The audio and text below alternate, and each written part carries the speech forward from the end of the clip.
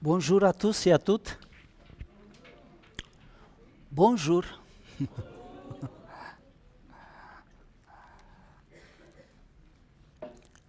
Vous allez bien? Oui.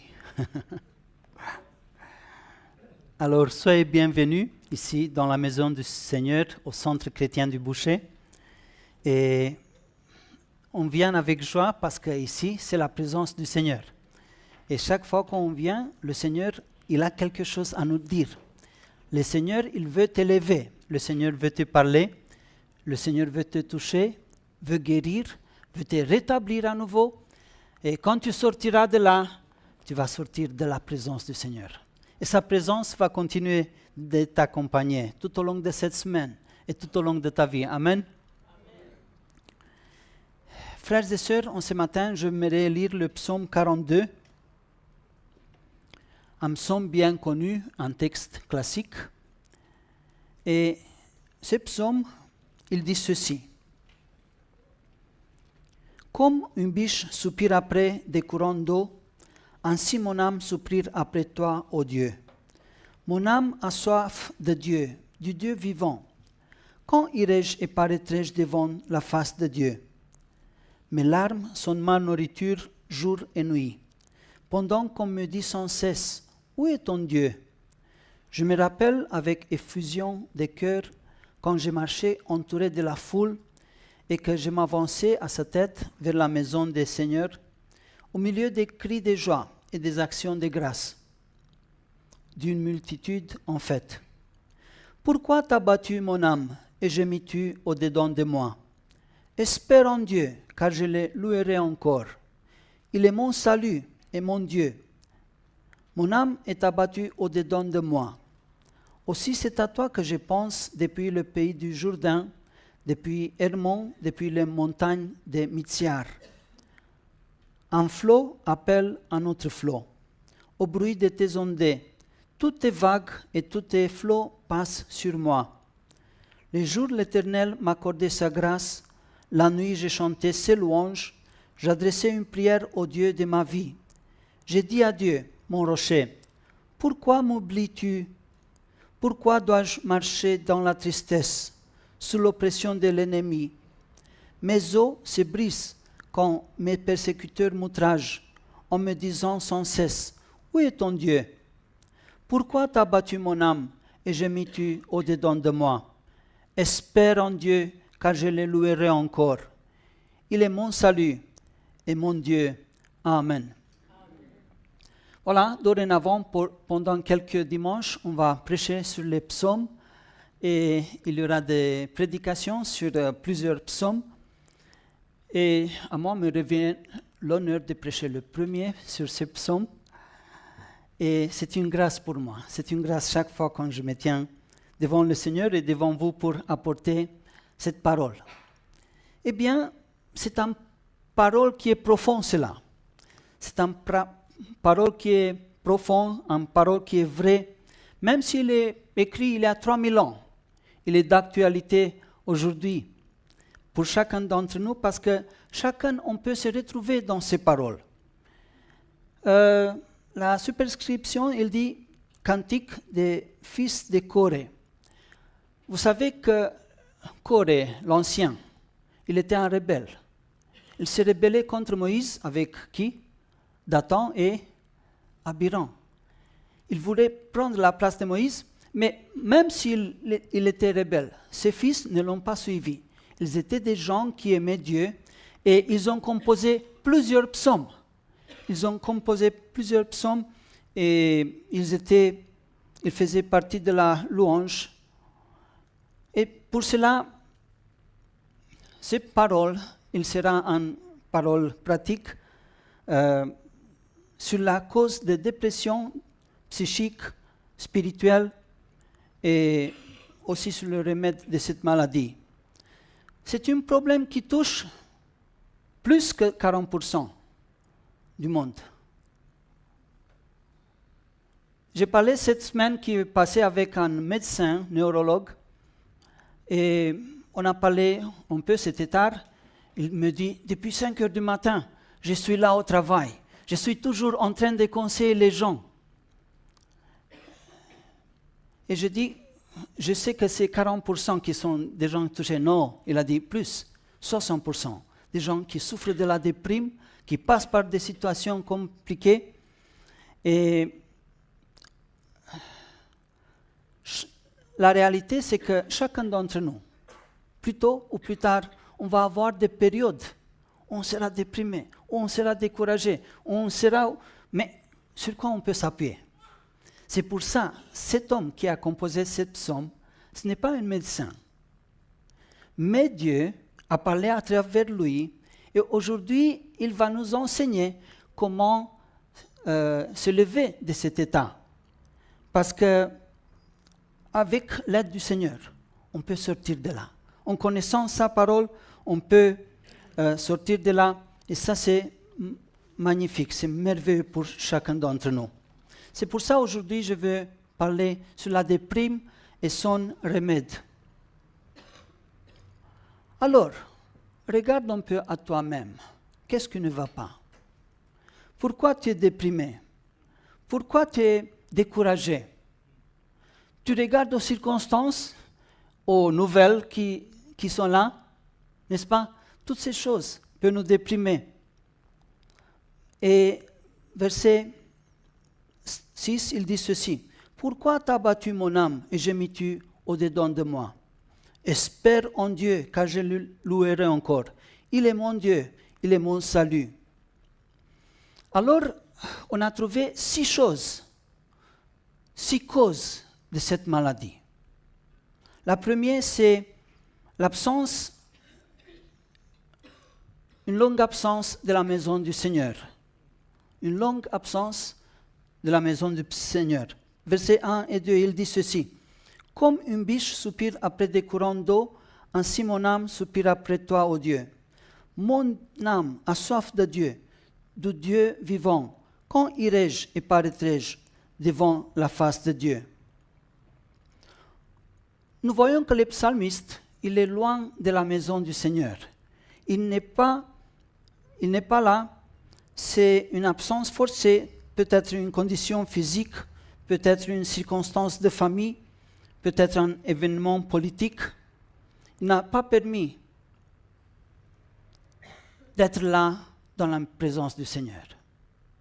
Mais je vais vous dire quelque chose. Alors qu'on vient dans la maison du Seigneur, c'est impossible que Dieu ne te parle pas. Soit par sa parole qui est vivante, soit par le Saint-Esprit comme il l'a fait en ce matin, soit par quelqu'un d'autre, un frère, une sœur. Quand il te voit, il dit, tu n'as pas un bon look, mais je prie pour toi. Je vais t'encourager. Je vais être là pour te soutenir dans la prière. Vous voyez, il dit, quand irai-je et paraîtrai-je devant la face de Dieu? Il hâte de venir à la maison du Seigneur. Peut-être quelques-uns d'entre nous ont dit, encore à l'église. C'est dur. Encore à l'église. C'est les vacances maintenant. Encore. Paul va dire, portez les fardeaux les uns des autres. Et comme ça, vous allez accomplir la loi de Christ. Comment est-ce qu'on peut porter les fardeaux des uns aux autres quand tu ne dis rien, qu'on ne sait pas ta situation? Mais il faut les montrer. Il faut dire, priez pour ceci, pour cela. Comme ça, on peut porter les fardeaux les uns des autres. Mais vous voyez, une période prolongée de ne pas venir dans la maison du Seigneur, ça peut tourner à la déprime. Verset 7, il dit ceci. « Mon âme est abattue au-dedans de moi.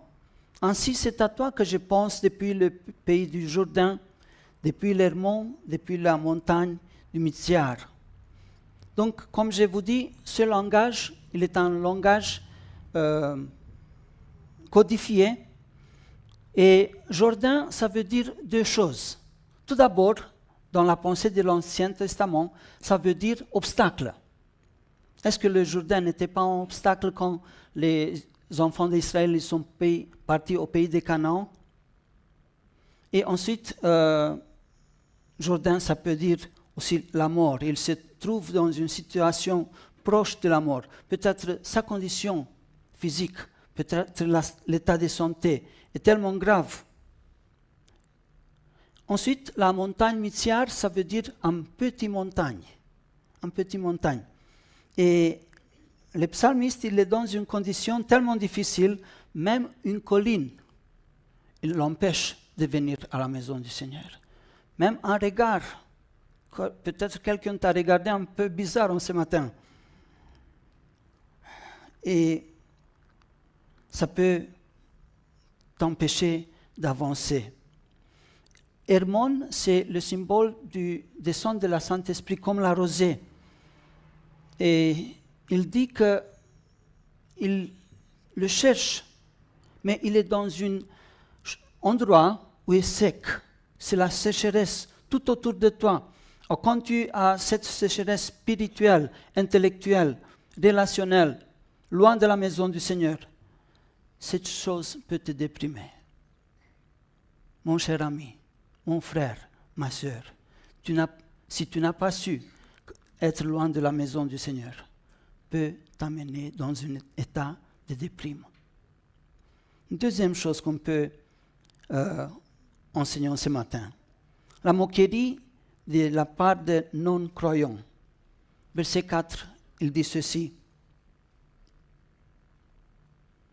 Mes larmes sont ma nourriture jour et nuit, pendant qu'on me dit sans cesse, où est ton Dieu? Où est ton Dieu? Qui est-ce qui ne passe pas par des situations difficiles? Qui n'a pas de problème? Ou bien, qui est-ce qui est prêt quand les problèmes arrivent? Est-ce qu'il y a quelqu'un qui n'a pas de problème? Mais, des fois, quand on passe par une situation pareille, il y a peut-être quelqu'un qui est peu sage, qui demande, mais depuis combien de temps il souffre? Depuis 6 mois. Ah, ça va passer encore 6 mois, jusqu'à il se va rétablir. C'est comme ça qu'il parle, au lieu de t'encourager, au lieu d'être ton ami. Mais alors, donne-moi cette pouvoir de te dire, est-ce que Dieu s'est consulté avec toi, que tu sais la situation? C'est comme ça qu'il parle. Mais s'il sera fidèle, Dieu va le faire lever de son lit. Il va sortir de la crise. Ses enfants vont retourner au Seigneur. Écoutez, il faut être toujours des instruments utilisés par le Seigneur. Quand on entend une situation, une situation qui est compliquée, laissons Dieu parler à travers nous. Parce que chaque fois quand il parle avec nous, à travers nous, ça va encourager, ça va fortifier. Cette semaine, je viens de lire le livre de Job, et là, quand je lis, je vois les 3 amis, en guillemets. Ils sont venus, ils ont resté là, ils l'ont regardé, et au lieu de l'encourager, qu'est-ce qu'ils ont dit? Ah, d'après ce qu'on sait, d'après ce qu'on connaît, les anciens nous ont dit que seulement les méchants passent par des situations comme ça, où Dieu t'a laissé, t'a abandonné, t'a puni. Et Job répondait à chacun d'entre nous. Après chaque discours qu'ils avaient, il leur répondait, je suis propre devant Dieu, je suis sans tache. Ma vie, je peux rendre compte maintenant devant Dieu. Je suis pur devant Dieu. Et c'est très important parce que on doit être utilisé par Dieu et non pas par l'ennemi. Amen. Les traits enflammés du diable peuvent me toucher moi, mais elle peut te toucher toi. Mais combien on se sent bien quand quelqu'un dit, ici dans la maison du Seigneur, j'ai prie pour toi. N'aie pas peur. Moi aussi, je passé par ce que tu as passé. Mais Dieu était fidèle. Il a été avec moi. Et soyons sages, comportons-nous avec sagesse. Élevons-nous les uns les autres. Une troisième cause qui peut amener à la déprime, c'est le souvenir des bons jours Verset 5, il dit ceci.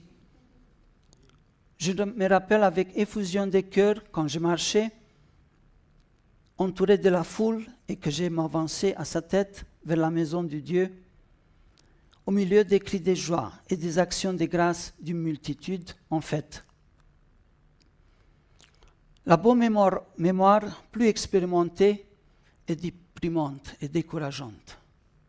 Je répète, la bonne mémoire plus expérimentée est décourageante et déprimante.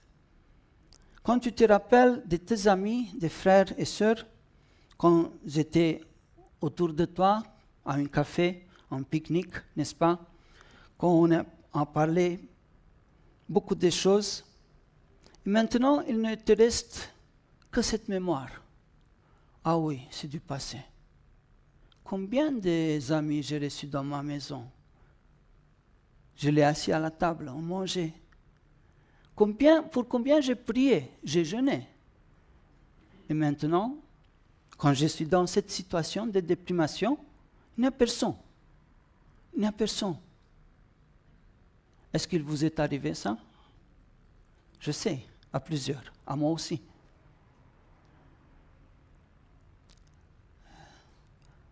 Et cela peut nous décourager. Ça peut nous décourager jusqu'à désespoir. Mais vous voyez, prenons la Bible, prenons la parole du Seigneur. Dieu va toujours nous parler, Dieu va toujours nous encourager par cette parole qu'il a pour nous. Amen. En quatrième chose, c'est la gravité de l'épreuve de la vie. Verset 8, il dit ceci. Un flot appelle un autre flot, au bruit de tes ondées. Tout est vague et tout est flot passent sur moi. Les vagues sont les coups qu'on les reçoit au-dessus, n'est-ce pas? Dans l'eau. Les flots sont les coups qu'on les reçoit au-dessous, en dessous. Et imaginez-vous quand il y a un tremblement de terre. Les plus dangereux tremblements de terre sont ceux qui se propagent sur l'horizontale et ensuite, après quelques secondes, sur vertical. Il peut détruire tout. Toutes les autoroutes, elles tombent. Les bâtiments entiers, ils peuvent tomber. Les problèmes, les situations difficiles, des fois, ils viennent de l'intérieur, mais ça peut venir aussi de l'extérieur. Et ça tombe sur toi. Et le psalmiste, il dit, moi je suis dans cette situation. Moi j'ai passé par cette situation. Tu peux être attaqué par ton intérieur, mais tu peux être attaqué de l'extérieur.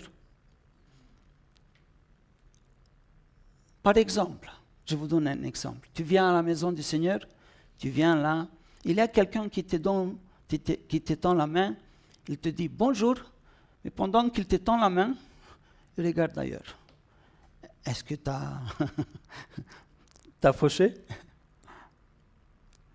Un petit signe, ça peut avoir un grand impact sur nous. C'est pour ça, rappelle-toi, il faut être bien ancré sur les rochers qui est Jésus-Christ. Ils peuvent voir des vagues, il peut venir toutes sortes de choses sur toi, des coups. Il peut venir, tu es ancré sur Jésus-Christ. Il faut bâtir ta vie sur lui. Même s'il y a les plus grandes situations difficiles, désespérantes, tu es ancré en Jésus-Christ. Amen. Une cinquième chose qu'on peut voir, c'est le retard de l'intervention divine. Verset 10, il dit ceci. J'ai dit à Dieu, mon rocher, pourquoi m'oublies-tu? Pourquoi dois-je marcher dans la tristesse, sous l'oppression de l'ennemi? Un de nos plus grands problèmes, c'est l'impatience. Je répète, un de nos plus grands problèmes, c'est l'impatience. On n'a pas de patience, même en minute. Avoir une patience un an, dans une situation pareille, 2 ans, ce n'est pas facile. Pour d'autres plus. Pour d'autres plus. On passe par des situations où on ne comprend pas pourquoi les choses ne changent pas. Pourquoi? Et on dit que chaque jour de douleur, pour nous, c'est un jour de retard de la part du Seigneur. Peut-être on dit que le Seigneur nous a abandonnés. Qu'est-ce qu'on doit faire? Mais prier. Peut-être le Seigneur ne va pas intervenir à la première prière. Peut-être des fois il intervient. Mais il faut prier une fois, il faut prier 2 fois, il faut prier plusieurs fois. Regardez un peu au prophète Élie. Des fois, Dieu a répondu à sa première prière, à son première prière. Quand il a prié, le feu du ciel, il est venu là. Mais après, il a dû prier 7 fois pour que la pluie arrive. Lui, le grand prophète Élie, c'est possible ça? Ou regardez un peu à Daniel, un homme qui, dans sa jeunesse, il a prié et Dieu a révélé le songe du roi Nebuchadnezzar. Il a dit, voilà, ça c'est comme ça. Il a dit aussi l'interprétation.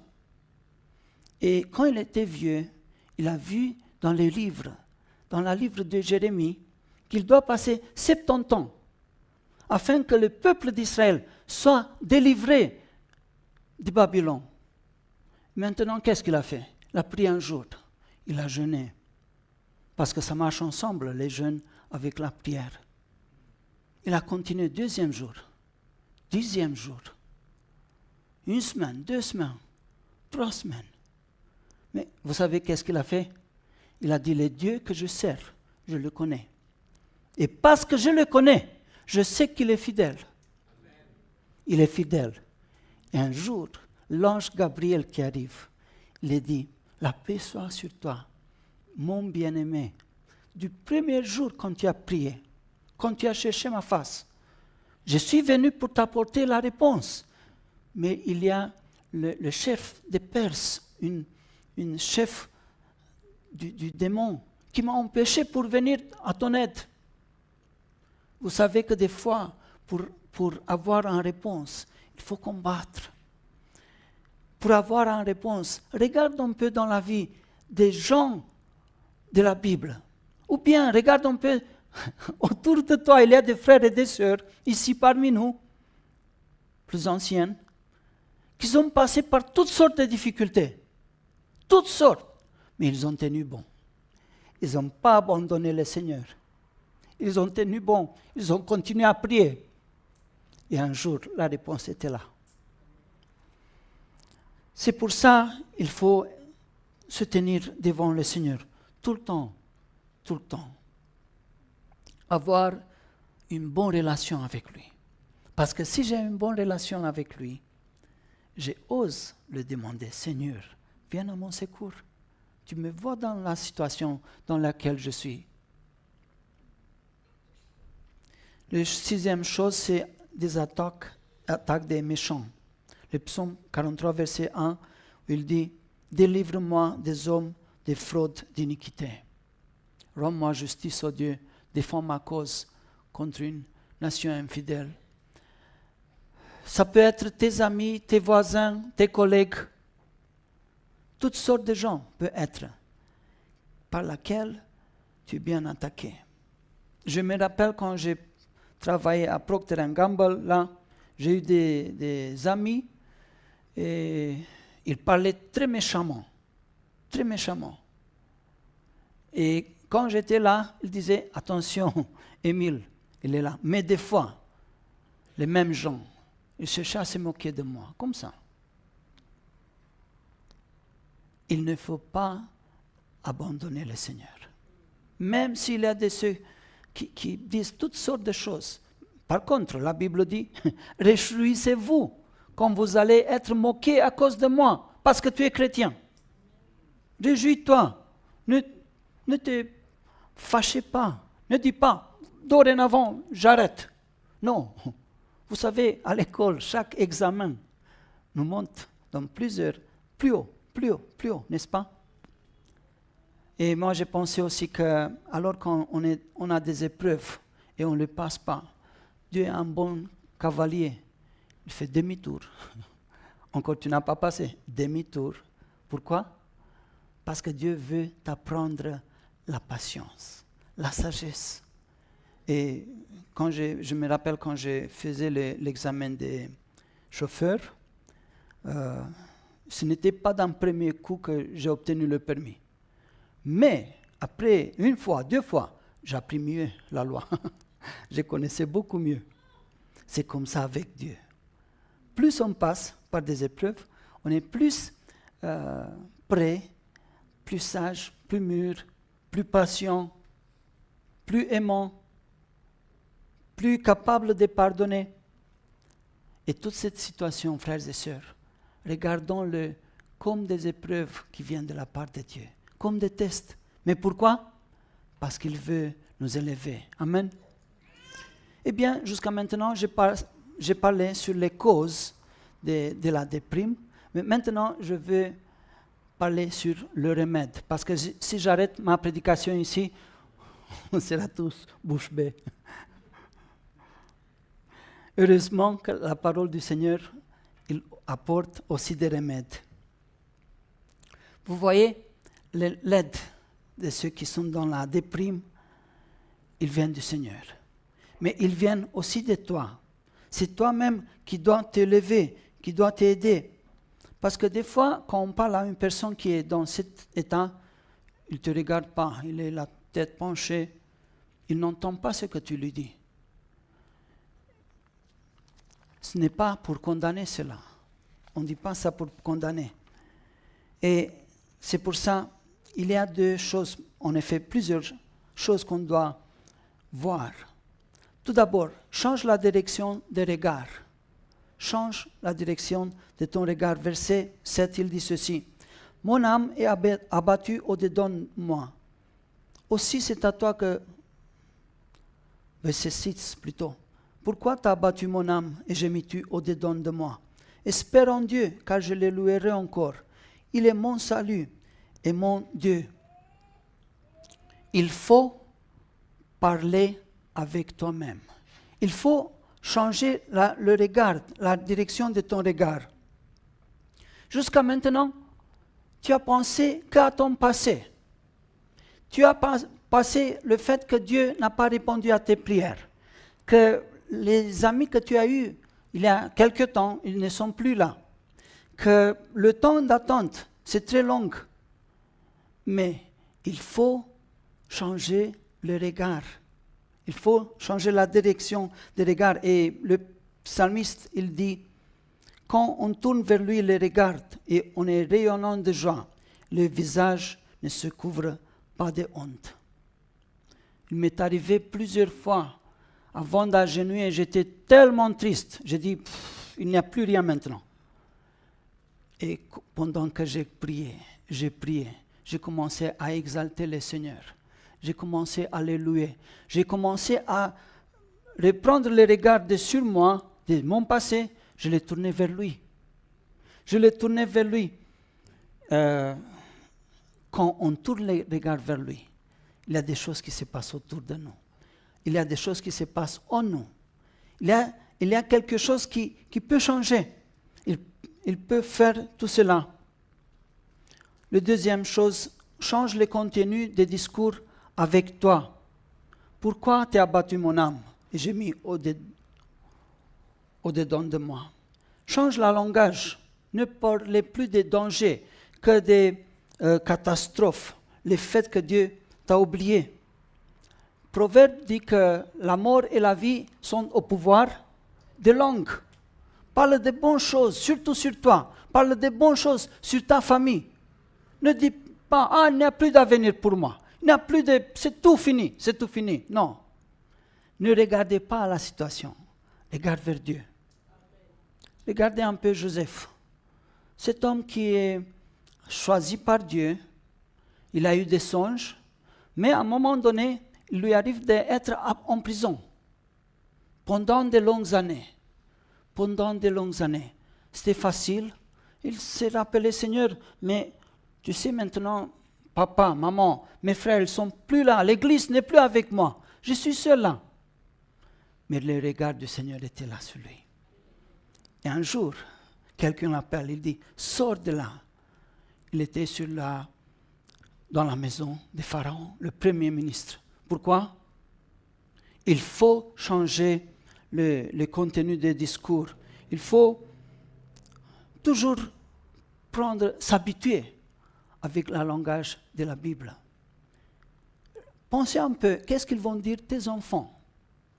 Ah oui, maman et papa, ils sont passés par cette situation. Comment est-ce qu'ils ont réagi? Ils se sont laissés emporter par les vagues ou bien ils se sont accrochés de plus en plus du Seigneur? Qu'est-ce qu'ils vont dire? Tes enfants, mes enfants. Je me rappelle une fois que mon père parlait sur mon grand-père qui a commencé l'église en Roumanie, l'église apostolique en Roumanie. Et il disait, tout au début, les autorités ne voulaient pas qu'on soit une église apostolique là. Ne voulaient pas. Et eux, ils se rassemblaient dans les forêts. C'est là qu'ils prenaient la Saint-Saint, dans les forêts. C'est là qu'ils prêchaient, sans micro. C'est là qu'ils ont fait du baptême. Et des fois, les gendarmes venaient, ils les attrapaient, les amenaient à la poste de police. Et de là, au tribunal, ils recevaient 25 ans de prison, 13 ans de prison, plusieurs. Et un jour, mon grand-père, il était amené là aussi.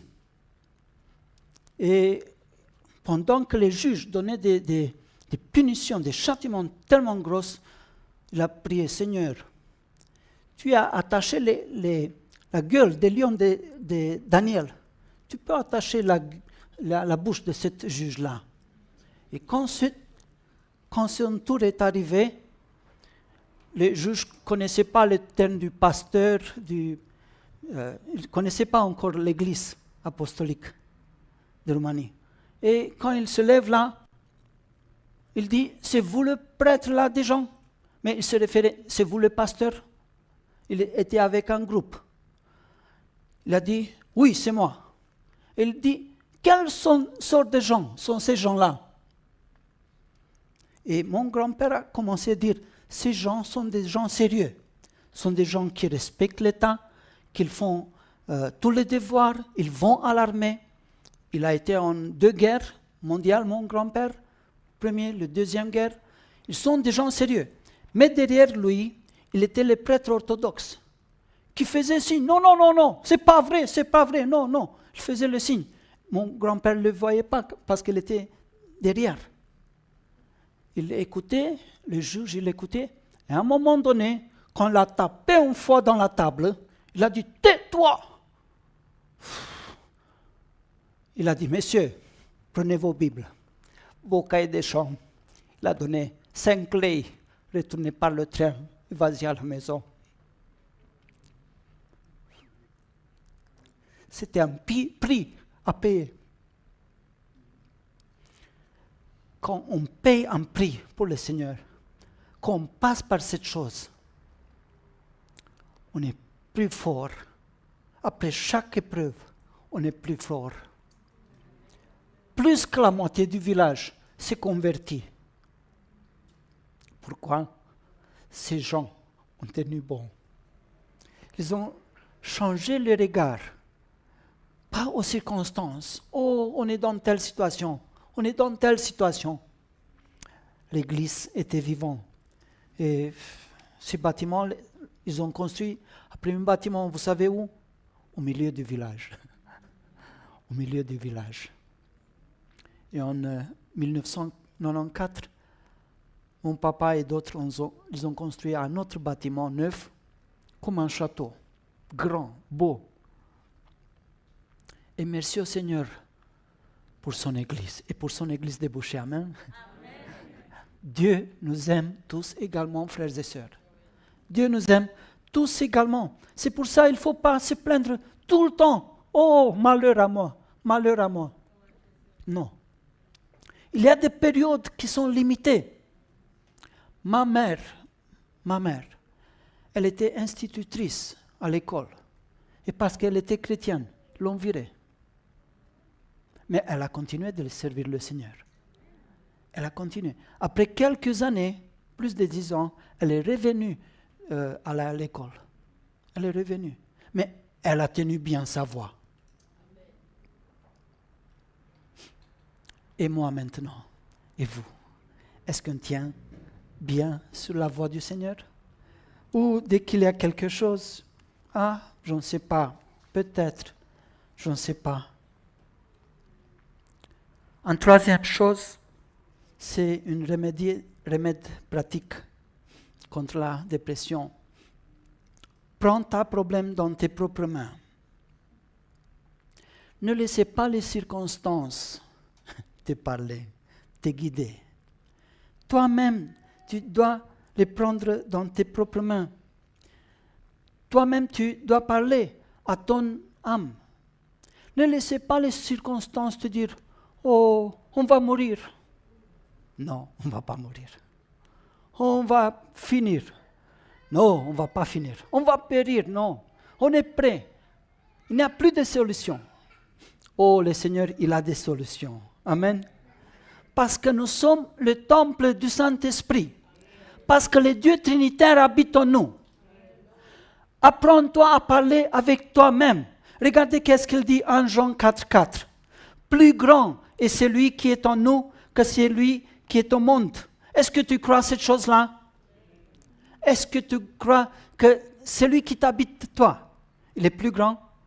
Comment tu peux le voir?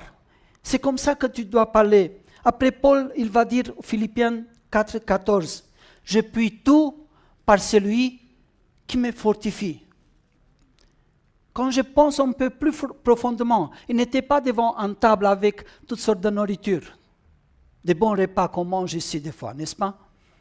Il était dans une prison. Et là, il écrit, « Je puis tout. » Tout. Pourquoi? Il y a quelqu'un qui me fortifie. La même personne qui était avec Paul dans son époque, la même personne, Jésus-Christ, il est avec toi, il est avec moi. Amen.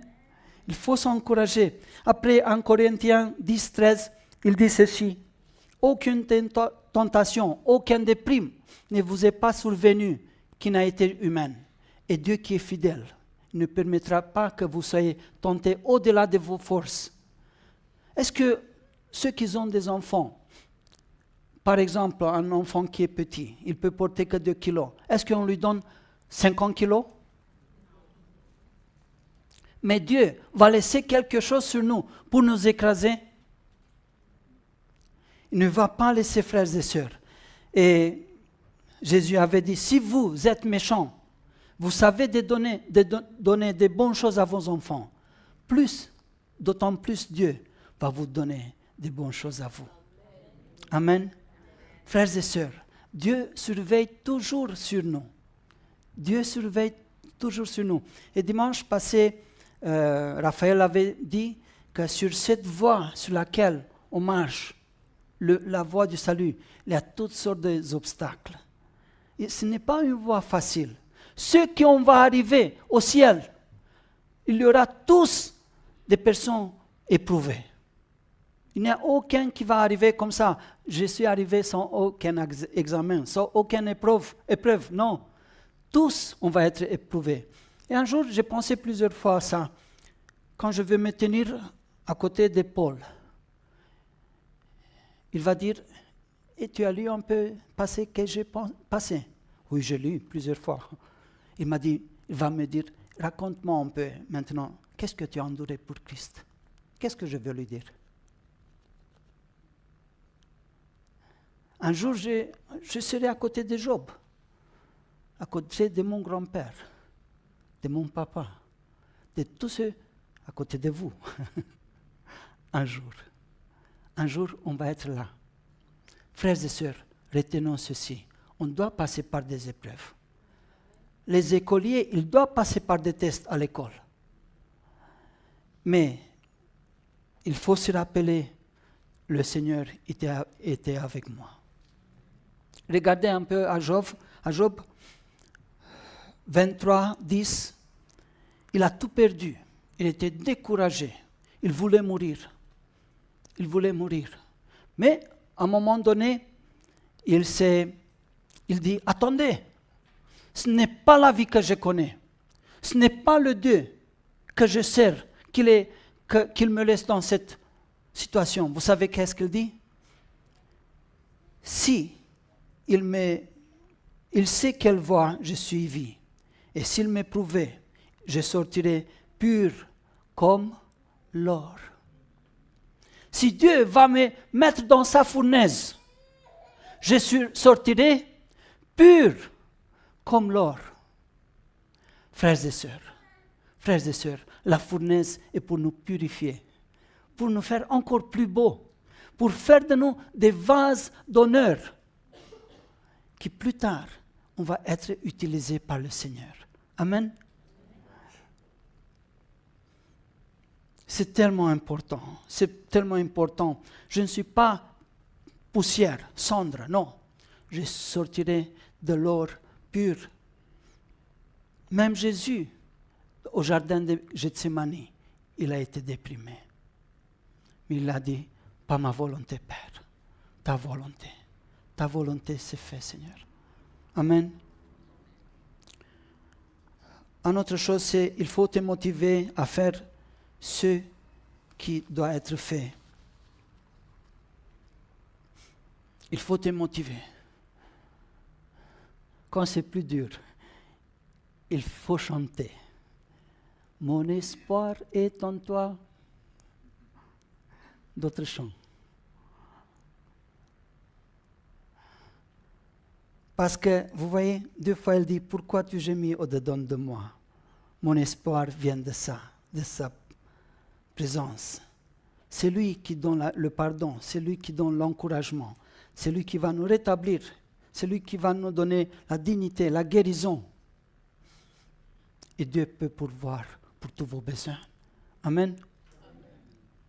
Et le dernier point, c'est conclure avec louange, avec adoration. Conclure avec louange. Espère en l'Éternel. Quelqu'un avait dit, et vous savez tous, la dernière chose qui meurt, c'est l'espérance. Ça, personne ne peut pas prendre de nous.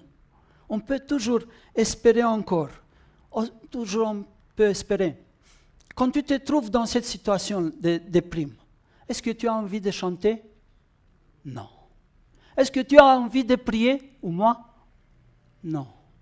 Est-ce que tu as envie de venir à la maison du Seigneur?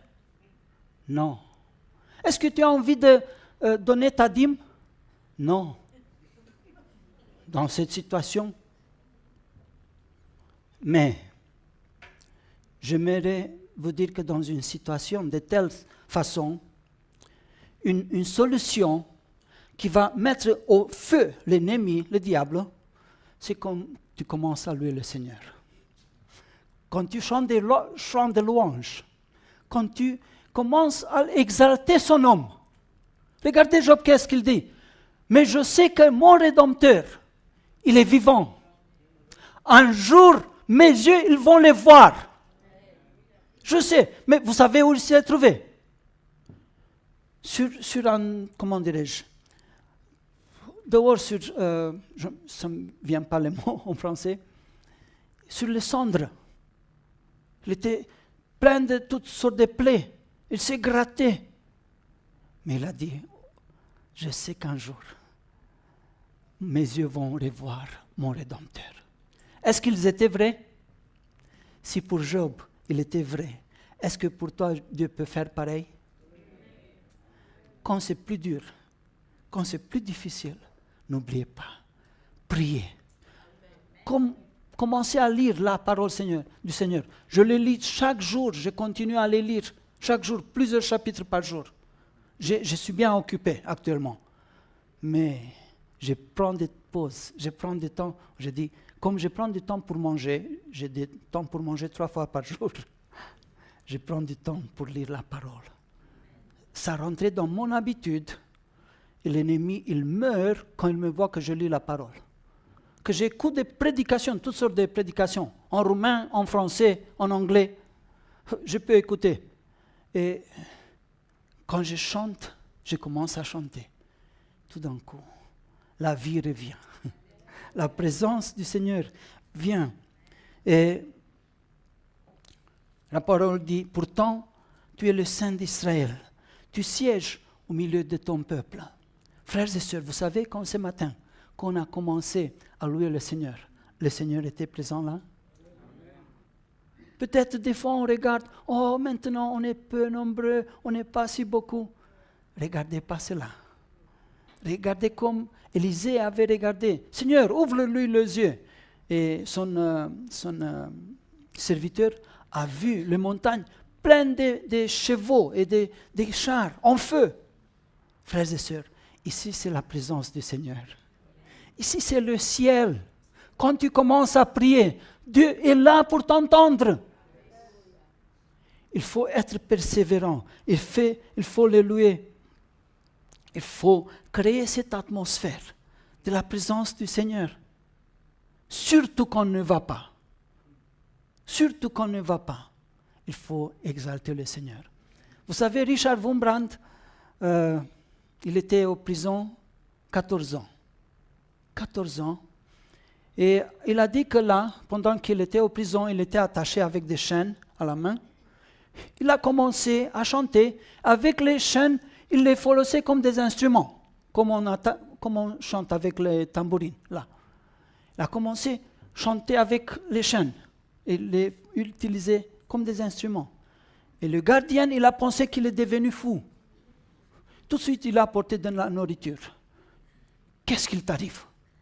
Je chante Dieu, je loue Dieu. Les 14 ans de prison l'a fait passer que plus tard, il apportait des Bibles en Arabie Saoudite, en Inde, en Chine, partout. Il n'était pas permis d'avoir une Bible. Une fois, il était à la douane d'Arabie Saoudite avec un camion. Et le douanier l'a demandé, est-ce que vous avez une Bible? Il a dit non, mais il a dit, dans le camion, j'ai eu 30 000. Il n'a pas demandé combien j'ai. Il a dit une. J'ai eu pas une, j'ai eu 30 000. Mais pour faire cela, il faut être fou. N'est-ce pas? Mais il a regardé au-delà. 30 000 âmes ont été sauvées parce qu'ils ont eu la Bible. Et ensuite des autres et des autres. Frères et sœurs, louez le Seigneur. Conclure avec louange devant le Seigneur. Je vous vois maintenant que vous êtes souriant. Avant, vous étiez triste. Peut-être vous passez par des situations difficiles, mais on veut maintenant faire une prière. Levons-nous. Il faut un peu regarder chacun à soi-même. Il faut venir devant Dieu et dire, Seigneur, tu vois ma situation. Oui, c'est vrai, j'ai entendu en ce matin ta parole, Seigneur. Mais dans ma situation, c'est que toi qui peux intervenir. Et en ce matin, conscient qu'on est dans la présence du Seigneur, conscient on est que c'est lui qui peut faire tout, il peut faire au-delà. Comme Job avait dit, mais je sais qu'il n'y a aucune pensée qui peut résister à toi. Tu peux faire tout. De même façon, tu peux faire tout dans ta situation. Tu peux intervenir. Tu peux te faire vainqueur.